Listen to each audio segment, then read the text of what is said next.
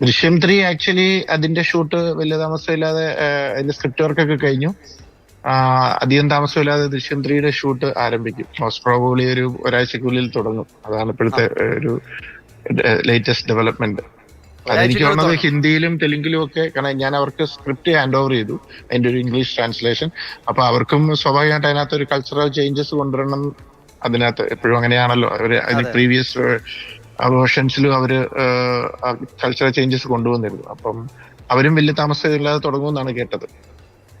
അപ്പോൾ എപ്പോഴത്തേക്ക് നമ്മൾ റിലീസ് പ്രതീക്ഷിക്കും? മോഹൻലാലാണ് ഇപ്പോൾ അറിയാലോ, എല്ലാ സിനിമകളും ഇങ്ങനെ വളരെ വലിയ നിലയിൽ ബോക്സ് ഓഫീസിൽ വലിയ വിജയങ്ങൾ നേടി ഇങ്ങനെ മുന്നോട്ട് പോവുകയാണ്. അപ്പോൾ ദൃശ്യം സ്വാഭാവികമായിട്ട് നമുക്കറിയാം ഇതിനു മുമ്പത്തെ സിനിമയൊക്കെ നേരെ തിയേറ്ററുകളിലേക്ക് വരണമെന്ന് പ്രേക്ഷകർ തന്നെ അഭിപ്രായപ്പെടുന്ന സാഹചര്യമൊക്കെ ഉണ്ടായതാണ്. അപ്പോൾ എപ്പോഴത്തേക്കാണ് നിങ്ങൾ കണക്കൂട്ടുന്നത് ദൃശ്യം തിയേറ്ററുകളിലേക്ക്? അല്ല, അതറിയില്ല. അത് കുറച്ച് കാര്യങ്ങളുണ്ട്. അതിന്റെ ഒരു ഡിസ്കഷൻ, റിലീസിംഗ് ഡേറ്റിന്റെ തീരുമാനം ഇതുവരെയായിട്ടും ആയിട്ടില്ല. അല്ല, പ്രൊഡ്യൂസർ സൈഡില് അതിൽ നിന്നാണ് എനിക്ക് അവരാ തീരുമാനം എടുക്കേണ്ടത്.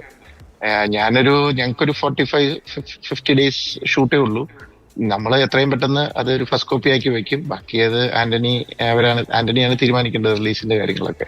എന്തായാലും ഡേറ്റ് ഫൈനലൈസ് ചെയ്തിട്ടില്ല ഇപ്പം.